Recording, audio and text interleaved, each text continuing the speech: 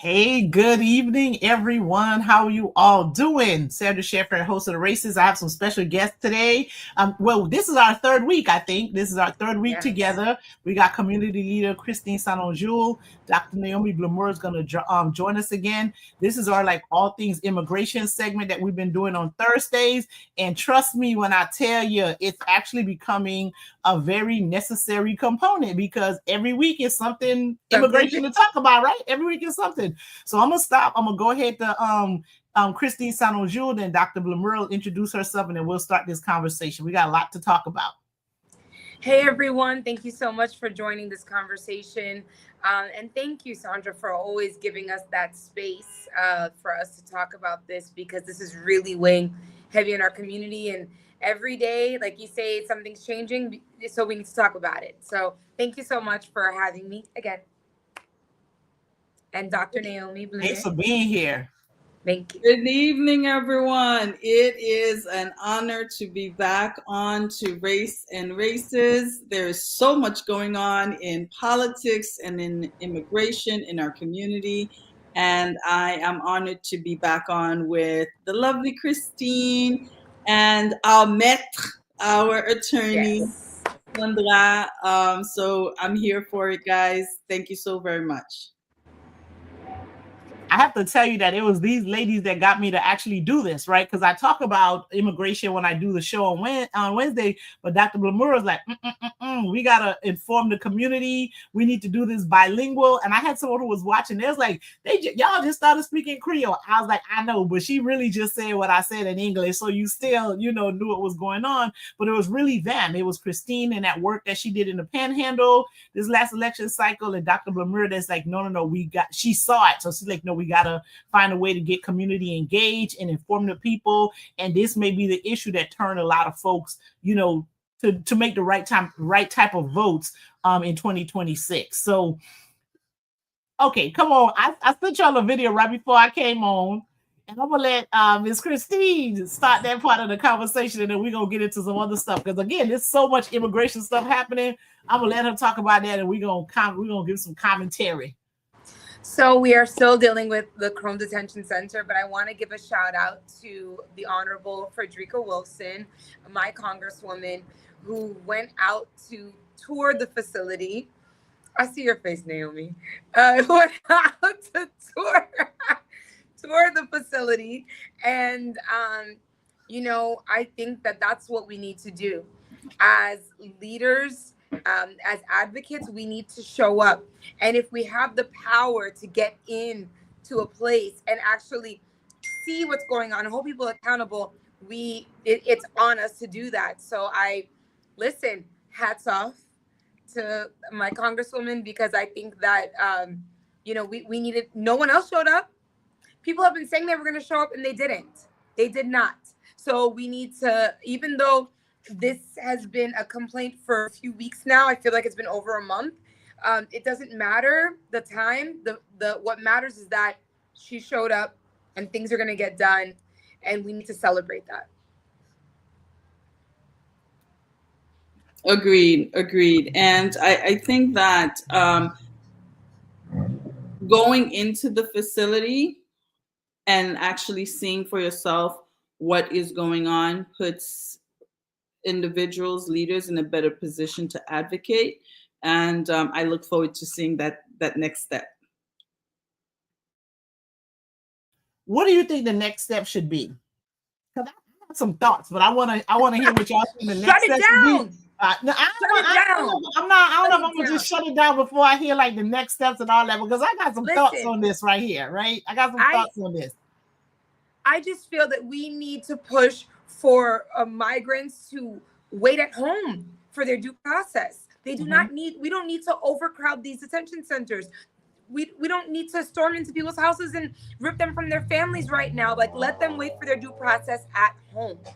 Well, I mean, they're building tent cities. They're building tents. They've already built a tent to house 200 folks outside of Krome, and they said they have space to build tents to house 800. That's what immigration about to go do. We are now building concentration camps. This has got to stop. They're building tents. No, they can wait at home. Put them on house arrest if that's what you feel, but let them go through their due process at home. We do not need to continue detaining people. It's just so frustrating to me that we couldn't have figured out a better way to do this. I understand that Donald Trump wanted to, exercise his manpower, his bully pulpit to, sort of show his base that he's the man in charge. I'm going to take all these people out here. You're going to deport all of them. Okay, but there should be a plan in place. You can't just create all this chaos. We can't house this chaos, and putting people in tents is not an answer. It's not an answer. So, all right, go ahead, Dr. Blamura, and then I'm gonna say what I'm gonna say. I'm gonna say some things. I'm gonna respond to some things. I'm gonna sit this one out. Go ahead. Okay, all right. So this is what I would say. So Miss Christine said that it's been weeks now.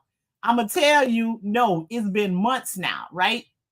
It's been 3 months because this man literally started picking people up the day after he got elected. Like, so this is not new. People have been getting picked up since January, right? The end of January, early February, for sure. This ain't things I'm talking about because I heard in the streets. These are things that I know, right?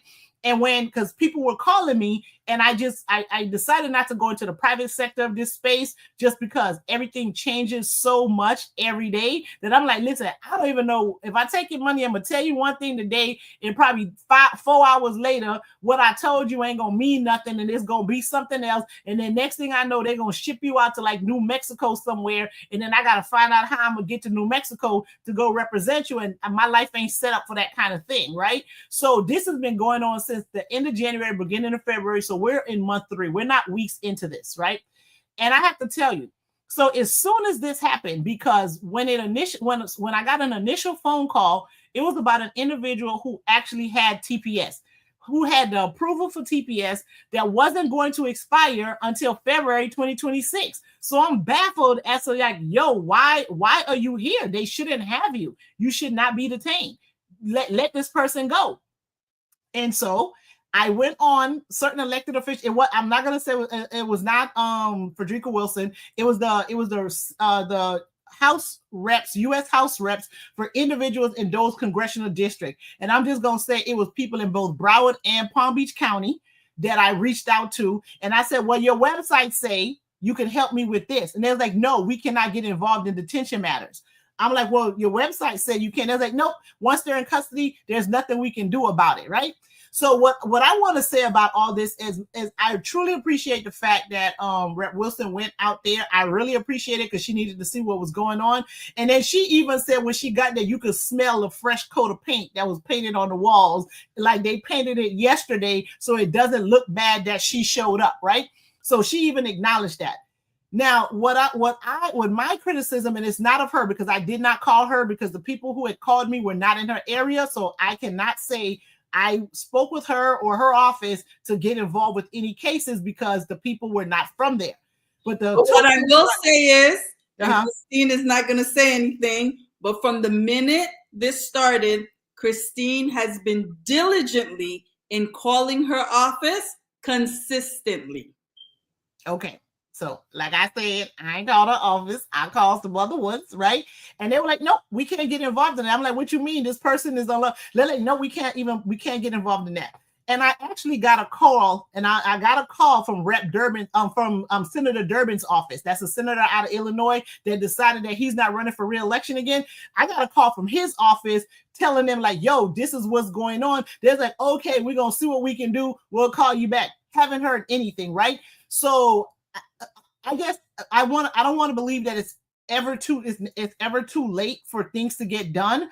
But what I'm saying is what they're trying to do now, going to visit places and do all of these things, this should have literally been happening day one, right? Because right when this started happening, the pushback should have started immediately, and they probably would not have gotten to this point. Like, again, I don't want to say it's too late, but what I'm saying is the pushback should have been immediately. All these folks should have been up in arms saying like this is absolutely unacceptable. And I think if they did that, I think if the Democrats did that, there would not be no position. I don't think this man would have got to the point where he's trying to use the Enemies Act or whatever to unlawfully put people on planes. But folks just literally sat back. They did. You would call them, you would tell them, they might make a little call, do this, do that. But in terms of getting involved in dealing with the folks on the detention side, they were not doing it. They were not doing it. They were not making any noise. And that's why I think this man got emboldened. And now this is to the point where it's like super stupid. Now they want to go and say some things. And that's what I'm going to say. I'm going to leave. I'm going to send that back to y'all. So in response to that, people will always say, you need to know who you married, right? We need to know who we're dealing with. Those are not our reps. We do not have the reps that are like immediately going out and showing up and fighting the good fight. And like to be honest, yes, I'm happy that she showed up, which is great. But I had to go to another rep in Indiana, Rep Carson, in order to get something happening for the Chrome Detention Center here in Miami. And the first thing they said was, why are you calling us? But they made it happen, and they lit a fire, So en créole, pour nous juste dire en créole, Jodia State Representative Wilson, U.S. Rep. U.S. State Representative, U.S. Representative Wilson allait ça nous des petits chapeaux l'aller non comme jodia l'aller la visiter et puis li fait un press conference pour faire peuple connaître que l'italien dans comme nan pour lui ouais situation qui passé dans comme nan et puis pour ouais condition mon yo. Et Sandra expliquait que premier attend que le gens moun qui te relé pour aider li c'est depuis en janvier. So n'a couru sous 3 mois depuis nous dans situation côté que y a detain moun. Donc Sandra dit comme ça que malgré son bon bagay qui et congresswoman n'a fait que l'aller mais nous gen 3 mois depuis n'a dit avec situation si que nous te gen moun qui te prend responsabilité depuis d'avance. Et président Patap si tellement joindre force pour faire tout ça que la fait qui rive dans point ça et ça Christine dit que et lui-même il bien content que congresswoman n'a allé mais lui-même moi-même moi dit ça pour lui il était fait depuis là nous t'ai fait tant de bagailles comme non Christine chaque jour Christine relé congresswoman nan Christine relé office dit faut qu'on font bagaille faut qu'ils font bagaille jusqu'à ce que l'aller juste Indiana l'aller l'autre congressperson qui pour aider nous et puis finalement nous ouais que jodia et congresswoman nan aller donc ça nous voulons nous connaître gen moun k'ap goumen pour nous et voir moun nan capable gros mais moun n'a utiliser force li jan li capable et malgré Christine pas dit ça pour tête li moi même m'a dit ça moi connais nan boy ici a li son force et li son moun qui pas peur moun li était là ting jusqu'à ce qu'on bagaille fait so moi même m'a dit Christine merci beaucoup chapeau bas parce que me reconnaître force et me reconnaître travail qu'on fait et Sandra dit comme ça que depuis le bagaille a commencé li gen yon l'autre congressperson que littéralement et moun nan dit non li même li pas gen responsabilité pour ça qui passé dans detention malgré et website li dit oui li gen oversight sur ça so nous ouais gon Perez gon fear et moun yo qui élu yo pas courageuse ou comprendre yo ka peur pour yo pas menacer yo pour président pas faire force sur yo pour yo pas perdre 10 places yo donc nous dans situation qui très délicat et nous voulons pour peuple là commencer ouvrir jeli pour moun qui ka voter pour nous élu moun qui gen courage moun qui pas peur moun qui comprend responsabilité li pour le gouvernement pour nous depuis premier jour bagay la guerre c'est pour moun qui dans leadership qu'on dit moun yo dia mettez force ensemble pour dire non nous pas accepter ça pas ka aller comme ça. And that's true, right? So when you said bravo, felicitation, and it's true about the fact that there are other people fighting, like the nonprofits. I'm telling you, they've been on it, they've been fighting to the point where they're dealing with some consequences. And the fact that brown men is out here trying to take their money is because they've been putting it on him, they've been fighting, he's been losing. You know what I mean? And so now he's going to be like, okay, well, we giving you the money to fight us. Well, we're going to take your money. And that's exactly what's happening, because the nonprofits really have been putting in that work. And they've, in the attorneys, the litigators in those agencies are absolutely showing way more, I was going to use the word showing. I'm going to just use strength, right, and advocacy and all that than elected officials. Now I do acknowledge that there is a difference between an activist and a politician, right? Because politicians, they got different kind of things that they have to worry about. Whereas a person that's an activist, there's a lot of different things that they can do. But I'm telling you, the activist community have really been like putting in that work, going, fighting, and they're winning in court. And that's where I think media is terrible, because they're not talking about it, right? They're making it seem as though he's winning all the time and everybody else is losing. And that's not true. Because every time when you see that pressure gets enhanced and he just says, like, I should have the right to send people back, without them having to see a judge, because, and you know why he's saying that? Because he's losing. Because when he goes to court, the judge is like, bro, we got like a Fifth Amendment. It's incorporated in the 14th Amendment of the United States. Sir, you got to give these people the day in court. You can't just do this. And he was like, I want to do it anyway, right? So that's why he's circumventing the law, because the law is not on his side, right? And that's why I think if we had people fighting like day one, I don't think we would have gotten to this place, because those legislators, they were elected and sent to DC to legislate, and that's exactly what they should be doing. And the fact that they aren't doing that, I think, is why we're such in a crisis situation that Chrome actually think they got the audace and the nerve to say they're going to put 800 people outside in tents in Florida right before hurricane season goes. Not the audace. The audace, girl, the audacity.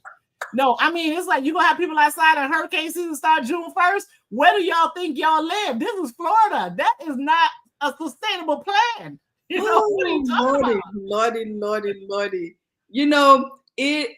We've gone through some tough waters the last couple of days. It's good to finally feel as if, okay, there is movement, although it's small, but there is movement, and people understand that. My mother used to say, "Nou pa piti mi sangado." In other words, like, Haitian people are just not a mat that you can just walk over. And immigrants in general, whether you're from Nicaragua, Venezuela, or Cuba, just because we have to come here and we have to seek a better life because back home is not what we would like it to be, that doesn't mean that we're not that we're not worthy, and that we're not valuable, and that we don't bring something to the table. And I'm just so thankful for all of the individuals who are fighting the way that they can, right? And that they're pushing the needle within their ability to do that. And I'm just grateful to God, because he always have his angels, right? He always have his people on guard, and you may not know their name and they may not know who you are, but they know the issues and they standing on principle. And I've said this before, I don't wrong the president for wanting to build his borders, for wanting to make America safe. I'm a born American. My mother came here, my grandmother came here for a better life, and I want to be in a safe country. But I also understand that people come here because they don't have another choice, and how we treat them matter, and how we deal with their situation when they have nowhere else to go, it matters, and it speaks to us. It speaks a lot about who we are, right? As human beings, as a country. I originally born in Miami, raised in Brooklyn. The Statue of Liberty is a symbol that means something, right? And I just feel like we're just like trashing all of that and throwing it away. And that's not that's not who we are, or that's not who I believe we should be. And I don't think that this is about party. I think that whether you're Republican, whether you're Democrat, whether you're independent, there's a way to treat those that are seeking a better life. And as an American, I'm praying that the administration turns around. I'm praying that the administration finds a way to, and I said this at the last show, comme yon Américain, m'a prié que l'administration va faire l'autre face et que l'administration va changer l'idée pour yo take situation immigrant non pi bon façon. Yon façon qui honorable, yon façon qui pas dénigrer moun. Parce que comme Américain, c'est pas moun ça que nous yé. Et un moun qui fait ici, qui c'est petit immigrant, c'est pas comme ça que moins ouais pays. So we're hopeful and we're thankful, and day by day we're going to wait to see how this cookie crumbles. Yeah, go ahead, Christine. What you want to say? Because I'm gonna push back a little bit. Say so much. There's so much. I'm gonna push back a little bit to some of the things Naomi said. But yeah, let's talk. Let's talk. First off, we need some day ones. We need people that are going to be like, on day one, I'm out here, I'm in these streets, right? We don't have that. And so that's what frustrates me so much right now, because this work is exhausting. This work is a lot, but it would be a little bit lighter if we had our elected officials here in the state of Florida that are like, oh no, I'm in it with you. I'm in the front lines. I'm in the thick of it. Especially in South Florida, especially in Florida. I'm like, what? Yeah, it's really, really frustrating. Yeah. And so, there's that part, right? And then the other part is, Naomi talked a lot about, praying for a change. I want to pray for a change too. I do, honestly. Next week is the National Day of Prayer on May 1st. And I was looking to do like a day of prayer because I feel, I agree with the fact that we need to actually maybe take a moment to do something different and come before God, because right now we are dealing with some of the most evil. I mean, if Satan had a face, okay, like I'm just saying, this is some of the most evil policies I have ever seen in my life. And so I feel like we also need to recognize the spiritual aspect of this and the fact that we are fighting so much more than just people, okay? And policies. We are fighting against a spiritual force that is looking to enslave a group of people. That's what they want, okay? So I want to also say that. And then the other part that I want to say is, even though we're frustrated and even though we say that all of this has taken a little too long, I need us to see this as an example. What can we do to make sure that this never happens again?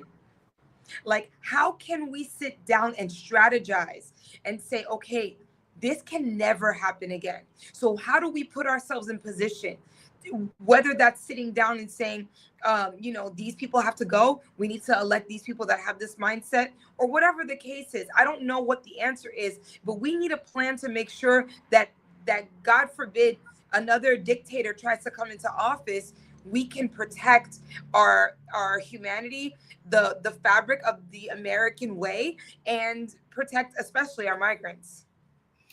Yeah, so there's gonna be some folks, right? Some of the folks gonna be like, this is the American way. What you talking about, right? Like, there's some people that's gonna say that. They're like, what America you think you living in, right? Like, this is America, right? Like, there's like that 2008 to like 2016. That was the fake America right there, right? This what they was, right? This what they is, right? So some people are gonna say that.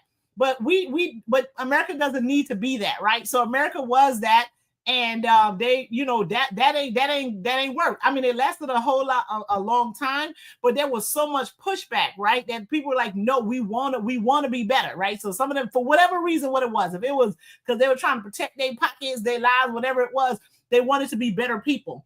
And they had a good stretch where they were being better people, right? It was. We wish it was a little bit longer, right? That they want to be better people, and we need to find that and get back there, right? Now, so one of the things about immigrant, Naomi made some stuff talked about immigrants. What I wanted to push back on was not all immigrants come here for a better life. Let me tell you. My parents are from Haiti. They left Haiti and went to Bahamas and got a better life there. But we were living better in the Bahamas than we ever lived in the United States, right? Like for real. Like my parents were like good. My mom was like a straight up hustler, doing all kind of business, this, that, whatever. She was good, you know. It's just that America, it tells people to come here. Right? Like they really be like, yo, come to America. It's great. You have all this opportunity. You can do this. You can do that. Blah, blah, blah. They market themselves very well around the world. Right? And then when people come, they be like, well, you ain't really was the one we were trying to get, because there's something about that, right? Because they truly market themselves to make people come to the country, saying it's the best place. You can do this, you can do that, you can chase your dreams, you can do all of these things. And then people show up, and then all of a sudden they got a problem with the fact that people showed up to the place where you were really inviting folks to come. And that's to me like, didn't y'all say come? And people came, and now you got a problem with it, right? So that's the part that we really need to pay attention to, that, because believe me when I tell you, not everybody come to America because they're looking for a better life. They have really good lives in the places that they were. Particularly, like when you even look at the Haitian population, most of the Haitians that went to live in New York, please, there was ambassadors, this, that. The wife came with the kids, and the husband was like, I ain't going over there. They stayed in their country working, making their money with their service, and they this and they that and the third. And we all know this to be true, right? We know this to be true, that those people were living far better lives there than they were able to live here. Yes, you have that issue of insecurity, but where do we put that blame? That ain't because of Haiti. That ain't them Haitians that's in Haiti. Because remember, I think we talked about the weapons either last week or on some other show about the type of weapons that are in Haiti. Them things ain't come from Haiti, right? That is foreign intervention in that island that's making it impossible for those people to live there. And then they've made it impossible for the people to live there. And when they got to leave because they done made it impossible to live there, then you want to come and give people smoke, headache, tech charge, so that part, that's what I'm pushing back on, that everybody's not leaving because their life's not good. Their lives are dangerous. And part of the reason why their lives are dangerous in Haiti is because of foreign intervention. And they need to own that. So you going to be out here messing with folks. And then now when they leave, because you messing with folks, you want to have a problem with it. So to me, that's the truth of the matter. And that's the part we need to talk about, because I think what the part of the propaganda that they get, poor whites and all of these to be all upset with immigrants for is that they telling them that, oh, they're coming here to take their jobs. And that ain't always the case. They're especially when you're talking about educated populations, they leave their country and come here and have to do a security job when there's probably lawyers, educators, whoever in their home country. Don't get it twisted. That's why when they get here within 5-10 years, they're already educated all over again because they done got a degree in the American system. They're already buying property and buying houses. They didn't come here and learn all them skills. They came here with all of that talent, all that education, and all of that will, right?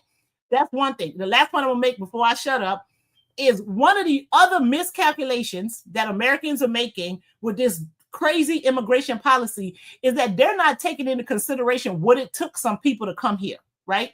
When we talk about those folks that walked across South America to get here, them people done cross mountains in Colombia. They done watch people die on the side of the road. Some of them done got kidnapped. People done take all their money. I'm not going to even talk about some of the things that have happened to women along the way in order for them to get here. You think a person that went through all of that in your little whatever months in detention or 2 years in detention is going to turn them back when they did all that struggle 4-5 months on the road trying to come here? They're missing that, right? And then when you talk about the folks that took a boat from the Bahamas that could have died, probably even saw people die, they're not taking into consideration what people are going through. Even the folks that are getting smuggled in backs of trucks crossing the border, watching people die or people dying along the way. They're miscalculating how much strength it took for the person who made that trek to actually get here, to come here. And that's why they're not going to walk away and give up so easily, right?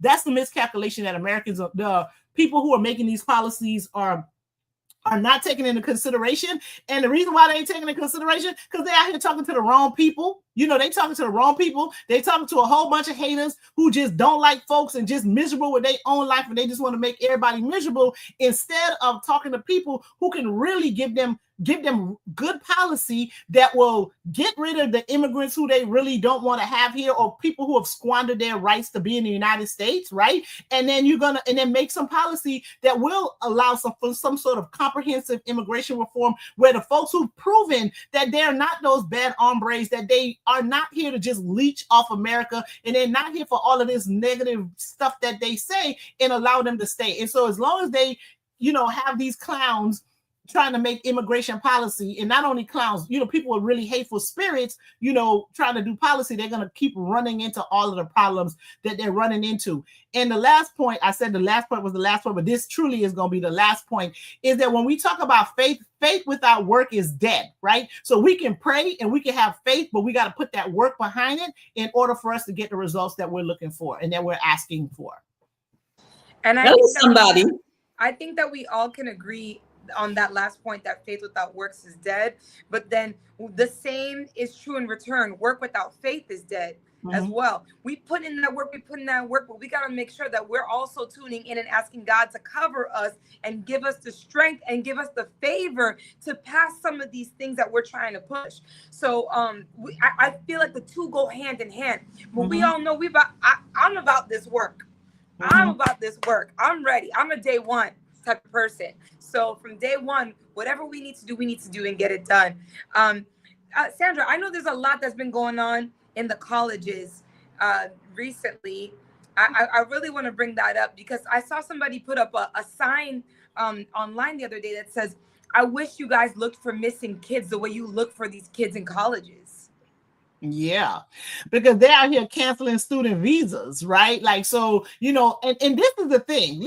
Like, I can only call it diabolical because it don't make no sense, right? So folks who are here, most of the folks that are here on student visas, before they were able to get that visa, they had to show their college and university that they could afford their tuition and they could afford their housing and they have money. Right? Like, that's every now and then you'll get a person on a student visa that was fully funded by the university. But even that student that was fully funded by the university is an exceptional student. To get an international student fully funded by their university, that's because they're coming with some serious talent, research skills, high academic IQ, everything like that, right? So so for this whole idea that you're going to a college campus and canceling visas, you just messing with everybody at this point, right? This is nothing about no bad hombre. This is just not about making America great or making America better. Because again, the people, to get a student visa, you've either shown that you can afford to pay for your school yourself and pay for your housing yourself, and you're not going to rely on anybody money because you and your parents or whoever's taking care of it, or you're so intellectually, you're a very smart person that the school is willing to fund you being here. So students, like, that's why there's no method to this. This is, like I said, it's just straight diabolical, and it's just to torture folks. It's crazy. And what they're not taking into consideration, the students that are coming here, there's a lot of sacrifice that goes in financially for them to be able to present to the United States that they have the wherewithal to pay for their 6 months, their 2 years, or their 4 years.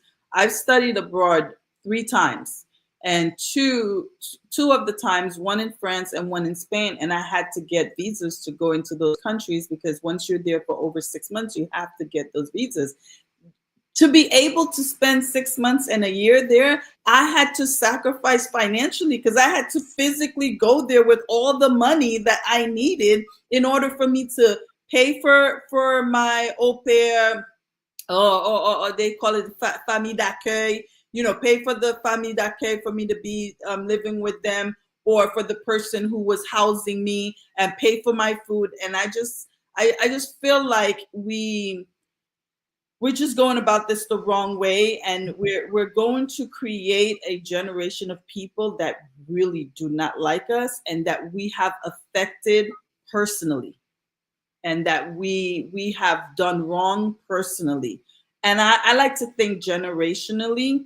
And when you're thinking generationally, what I express to my son about my experience with a nation, he may or may not carry it with him, but the reality is he's going to remember it. You know, if I'm talking about going into a country and like, oh no, this is what they did to me, this is what they do to me. This is how we have situations with years down the line. You have another generation who, you know, hates the country or hates those people and really want to be a part of causing harm and being harmful to that country. And so I think in so many levels, going after students, it's really horrible. Now, again, I am going to say this. If you are a student and you are coming here on a student visa, this is not the time for you to get into certain type of activities. Like when I was going over there in France, you know, I was just not getting into French politics. I'm being honest. I was not getting into French politics. And when they had protests, I was just not getting involved in that. Because first of all, I didn't even have enough French if something go bad for me to explain why I'm where I am. So these are the things that people have to, if you've never studied abroad, then sit this one out. Because when you're not in your own country, you're not in your own territory, you tread lightly. You get involved. You get involved in what you can get involved in, but if you know what the laws are in that country, and before something happened, as students, everybody know what's going down. You already know if it's a situation where cops are going to be there and things might go left. You might not want to be in those situations. So I understand that part, and I'm the reason why I'm interrupting you. Yes. Is because that trick game that America plays, right? So America says you have a First Amendment right to free speech, right? You got a First Amendment right to assemble, right? You got a First Amendment right to protest, and that doesn't only belong to American citizens. That belongs to everybody that's in the confines of the United States of America. I get the laws on the book, Sandra. All I'm saying, when you're traveling to another country for educational purposes, there's certain things, I'm just being honest. Like, you know, Italy, there was always some kind of protest. Always. I mean, yeah, but is Italy's First Amendment right free speech? No, but listen, the point is, when you are a student, students get involved in things just because you feel emboldened and you feel empowered. You're not thinking about laws. You're really not. You're just hearing that, you know, this group is protesting and, you know, they're going to be outside on such and such time and, you know, you might want to go. And that's fine. All I'm saying is from somebody, I spent 2.5 years studying abroad, 2.5 years. And for 2 of the countries I had to get visas for, and the other travels that I did, I didn't have to get visas for. But in the countries where I was a student, I was a student. I just didn't get involved in things that could land me in prison or something like that. I'm just saying, listen, let me tell you something. You are a student, I get what you're saying as a mother. Yeah, not even as a mother. No, but I'm just saying, I'm saying for me. Like, you know, can you imagine me calling my sister, Mimi, wait. Everybody call me Mimi. Mimi, oh, how's it going in France? Oh, it ain't going. What happened? Oh, I'm in the French jail. What? You in the what? Yes, but not all. First off, not every protest lands you in jail. Christine, listen to me. All I'm saying is, when you are studying, okay, for all of those people coming here to study, Yes, I know that. Mind your business. Land Study your books. America is the land of, and you should be able to say whatever you want to say. All I'm saying is, when you have to go to a consulate and you got to go get a visa, and you got to go show where you're gonna eat, how you're gonna eat every day, and how you are going to manage your funds, and you make that sacrifice, just be wise about it and don't get yourself in any trouble that you don't need to be in. That's all I'm saying. Listen, at the end of the day, stand in your truth. And if you have a moment to do, all I'm saying is just be prepared. Be prepared. If that's the risk that you want to take to speak out for other people's rights, because at the end of the day, Mandela was in prison. Dr. King was in prison. And you know who else was in prison? Paul, in the Bible, was in prison. So at the end of the day, if that's the risk that you're willing to take, then go for it. At the end of the day, this is the land of free speech, because in their country, they can't speak out. So if they're here and they want to speak out, we have laws to protect them. And the laws do not protect citizens, they protect people. It doesn't matter if you're a citizen or not. But I understand. Protect yourself, make sure that you're good. I totally get it. But if you're going to take that risk, just be prepared. Be prepared for the consequences. But I mean, I'm not one to stay silent, so. Yeah, it's listen. I mean, when the country has elected a person that's lawless, right, and that doesn't follow any laws, then we're gonna be in a situation where they're doing things that are just not following the laws of the land, And it's an unfortunate thing, right? Because a lot of this policy is tough. He's losing in court, and that's why I think he's trying to find ways to just not have to, follow people's due process rights, or don't have to follow the Constitution. But like the way we started is the way we're going to end this conversation, is that we the people, elected legislators, to go to Washington, D.C. and legislate, and that's what we're expecting them to do, and that's what we need them to do. We need them to go and legislate. They didn't start fighting in the beginning like they were supposed to, but I'm not going to say it's too late. So they need to start fighting now. They need to start fighting now and really pushing back to all the things he's doing, because, they're going to be sending people to Guantanamo Bay and, sending people to prisons in Ecuador where once you get in, you can't get out unless you're dead. Like, we can't be supportive of this. We cannot be supportive of this, because like they say, today it's this group of immigrants, and then tomorrow it could be you. He could decide that, he don't like blondes or something, and then all y'all going to get locked up and put on planes and sent to some jail somewhere, right? And then this the last thing, again, this whole tent city at Chrome, come on, y'all. Like, that ain't gonna end well. I'm just saying, ain't no way that gonna end well, because we got hurricane season about to happen in 6 weeks. That is not a smart decision to make for anything that's happening in Florida. So thank you guys, all for your time. We're going to let Christine, close us out. I don't know if Dr. Blamire is going to be able to come back. She dropped somehow, but if I see her back in the backstage before we have to get off, because I kind of have a hard stop, I'll put her back on. If not, then, we'll be back again next Thursday at the same time talking about this, because, we got to see some changes. Go ahead, Christine. So I want to close with this. We've talked a lot about people showing up. We talked a lot about treading lightly. And I do understand where Dr. Blamire is coming from, because, in some cases, yes, sorry, my pizza came and I'm just like handing it over to my mom. In some cases, yes, but right now, this is the moment. If you are going to lose your visa for anything, you are going to lose it in this moment. Okay.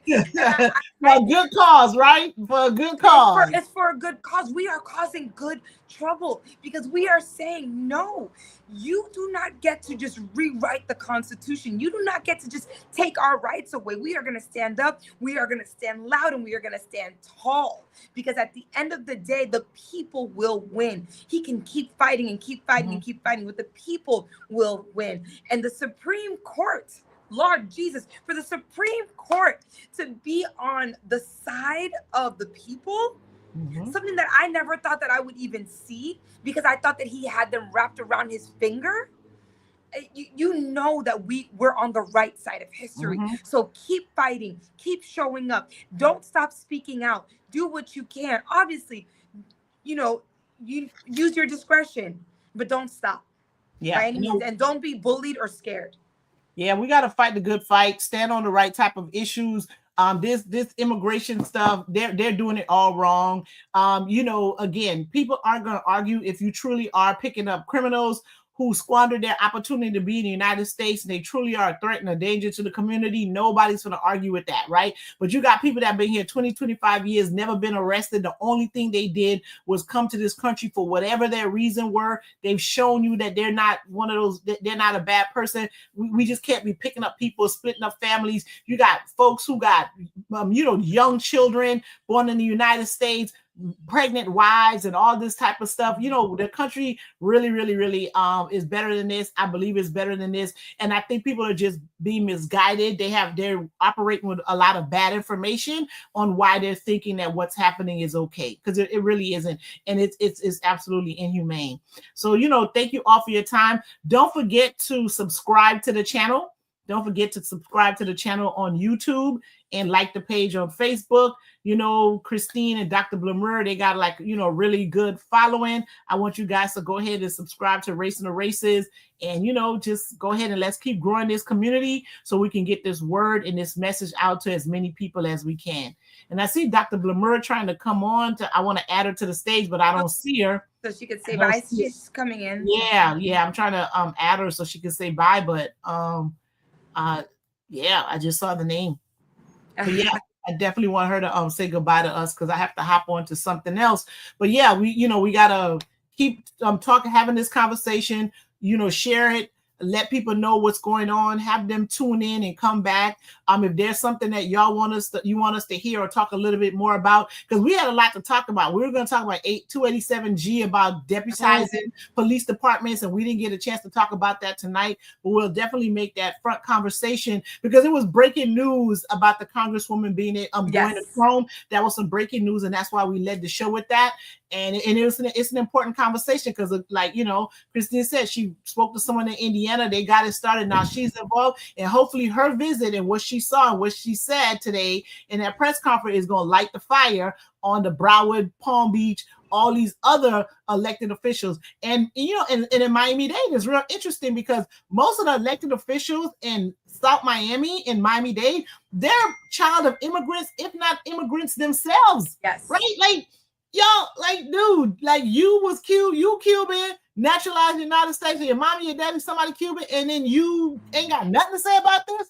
So come on now, right? So hopefully this will, Congresswoman Wilson's visit is going to motivate and inspire these people to say something, do something, and push back against this administration and the lawful stuff that they're doing. It's crazy. The lawless, the unlawful things that they're doing. All right.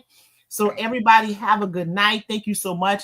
And again, we will see you all next week, 7:00, same time. Like the page, subscribe to the channel, like the videos. Thank you so much.